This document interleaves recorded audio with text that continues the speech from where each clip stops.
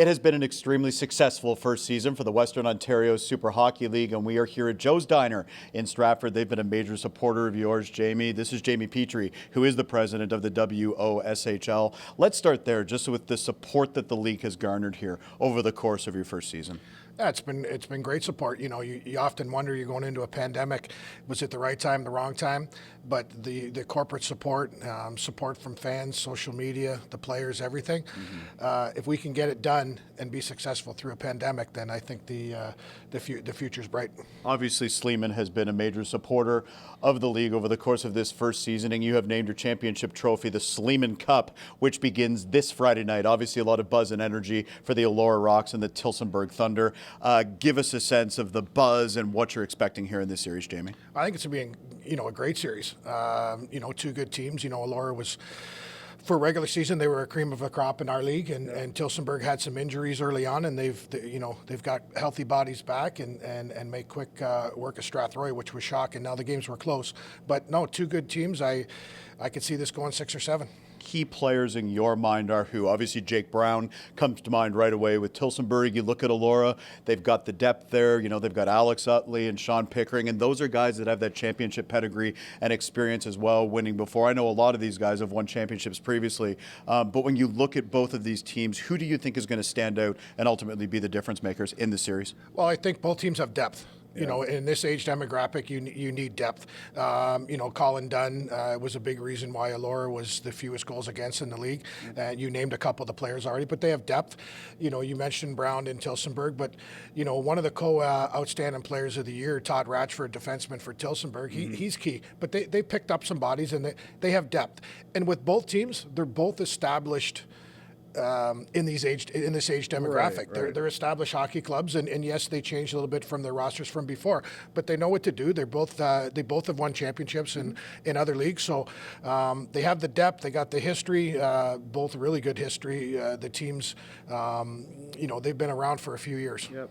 And we can look at game one, which will go Friday night in Elora. That will actually be at the Center Wellington Sportsplex, puck drop at 8:30. And then game two will be Saturday night in Tillsonburg at 7:30. And you were mentioning the co-players of the year there. There will be a special presentation on Saturday night before the game honoring those players. What would you say to those communities about coming out and rallying behind this group of players of these teams? Obviously, you've had some pretty solid attendance over the course of the season, averaging a little over 400 per game across the league. But if you could speak to Elora and Tillsonburg, what would you say? Because I think this should be, like you said, a pretty good series and pretty tight.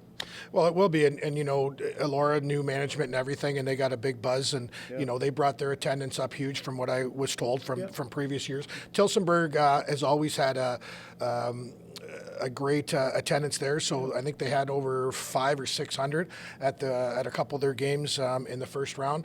But the thing is, this age demographic's a secret. It's a secret around here, and it's our job. Like we got help from yourself and social media to promote.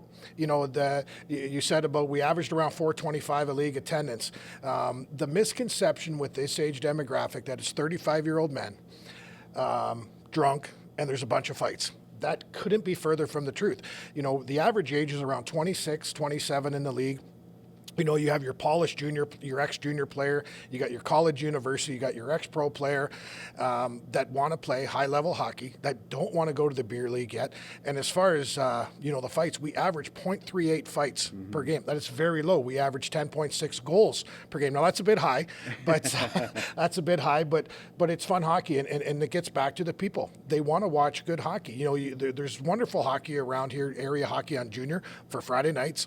Come to our arenas and watch this. You're going to see a difference, and you're going to be entertained. Talk a little bit about the passion. You mentioned it there a little bit, but the feedback that you've got from your first season in terms of why it has worked, specifically in this age group. You speak to the passion. Obviously, you're a head coach as well with the Stratford Fighting Irish, so you don't love the goals against per game, but you know what? Separate discussion altogether. But these players are engaged, and they care a lot about what's going on here. Fair? Well, absolutely. And with wearing a couple different hats as of right this moment, I talked to other players and the other teams, and what they like is that that it is safe. It's a safe environment. Right. You know, hockey's hockey, and there's going to be some instances and stuff, but generally speaking, it's good, clean, hard, compete hockey, and that's what the players like. You know, they either have to go to school or they have to go to work, and they have families. That's been a great selling point. The players are the best sellers. Let's not kid ourselves. They're the best GMs. They're the best promoters. And with talking to a lot of players from different leagues or from different players and teams, and then all of Stratford, they're excited. They're excited about the present. They're excited about the future. You know, and then you have people like Bill Ryan, who's the VP of this league and GM in Tillsonburg, just did an amazing job for us. He's promoted, you know, and he has 20 years in this age demographic experience. So we do things together in our league, and that has helped us promote our game.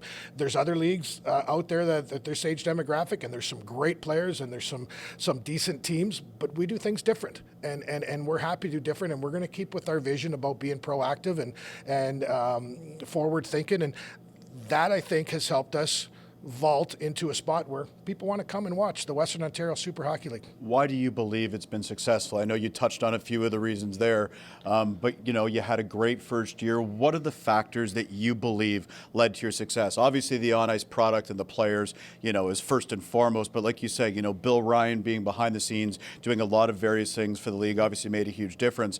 But it's gone well. From the outside looking in, Jamie, it's gone really well for you. It has. You know, is there some things we need to improve on? 100%. And that's self-reflection, and we'll do that at the end of the year for sure. But you know, all our games were live streamed through Sportify. We had yourself at games. Our social media, some of the teams, like, I'm 51. I don't, you know, I'm not a social media guru, but some of the guys behind all the teams, you know, from Alvinston to Strathroy to all of them, did a wonderful job with social media. That, again, separates us from other things, and it's imperative. It's part of it. The other thing is, it's, you know, we've talked about the game experience, you know, the 60 minutes. Anyone can put on a hockey game, but it's we talk about the events versus game mindset, strategy, right? Exactly. And I think that's work. A lot of teams put some other things on. Are we minor pro? We have minor pro players, you know, are we the same as the East Coast League? No, but we like that mentality. We like the buzz. We like the buzz of the whistles on and the shooting T-shirts in the crowd and doing some stuff like, you know, like they did in the movie Semi-Pro. You know, so some of the stuff seems hokey, but it works. It's not just a hockey game. Obviously, the hockey has to be competitive, and for the most part, it was we had competitive balance. You know, we had one team that maybe not so much, but they've improved through the year and they'll be ready for year two. But the top four teams, I would say at Christmas time, she was a coin flip on that who could take the trophy. Now we have the last two teams, and we'll see what happens. What did you learn over the course of the year? There can always be improvements, and especially when you're in a first year like this, you know, you do want to make it bigger and faster and stronger and all of those things going into year two. What were some of the things that you learned, and maybe what can expectations be for year two? Well, expectations are we need more people to help out. You know, it can't just be a few people and, you know, and a few of the team members. We need some help to grow it. You know, we're probably going to grow by 3 teams for year two. We'll go to 8, and I think that's good expansion. That's steady, and we're under the vision of quality versus quantity. We want the right teams. What we can do better, you know, can our social media even be better? Can our videos be better? We liked where we are, but we want to raise the bar. So there's obviously things we can do better. What's been the feedback from the community? You know, when I started 519 Sports Online, you know, you hear different things. You're like, okay, what's that about and what's going on? And you were in a similar position here when you started this league, you know, like you said, in a pandemic, essentially last summer.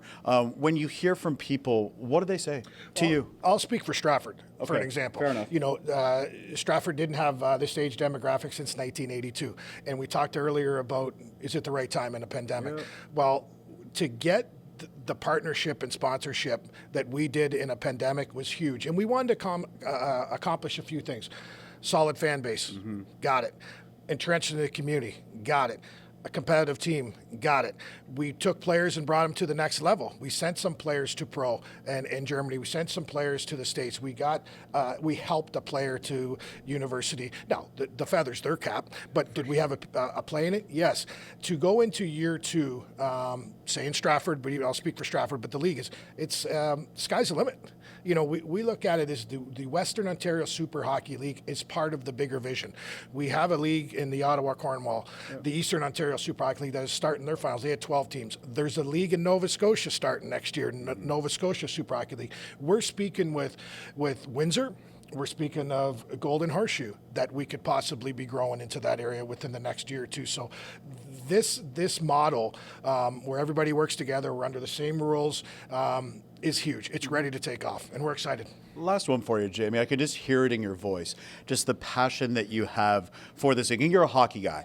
Let's make no mistake here, right? You know, you're doing a lot of work, obviously, behind the scenes as well, that people don't see in order to make sure that everything runs smoothly with this league in year one and going forward and all the things that we just talked about.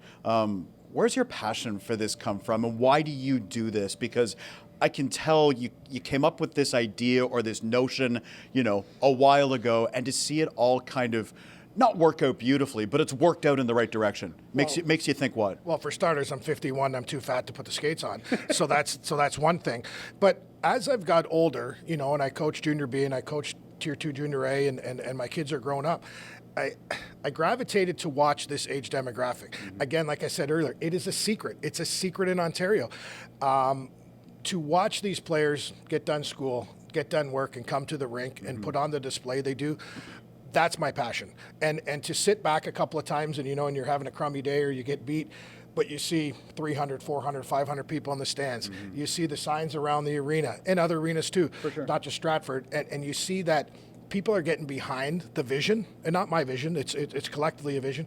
That's pretty cool. And sometimes you do have to take a step back and go, wow, this is pretty neat.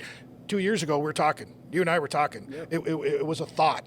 That's all it was. You know, and then we break the news about the teams coming in, and now we're sitting here through COVID, through everything, through some growing pains, and we're going to have a champion in a couple of weeks. It's outstanding. Handing out the Sleeman Cup here in the next couple of weeks. You can find all the series schedule on WOSHL.com. Like we mentioned, Game 1 will take place this Friday night at the Centre Wellington Sportsplex in Elora. Game 2 will be Saturday night in Tillsonburg at 8:30. It's the Elora Rocks and the Tillsonburg Thunder battling for the inaugural Sleeman Cup. Great to see you, Jamie. Thanks for the time, and look forward to covering the series. Darren, I thank you for your support the whole year, and we look forward to doing more and bigger things with you. Thank you.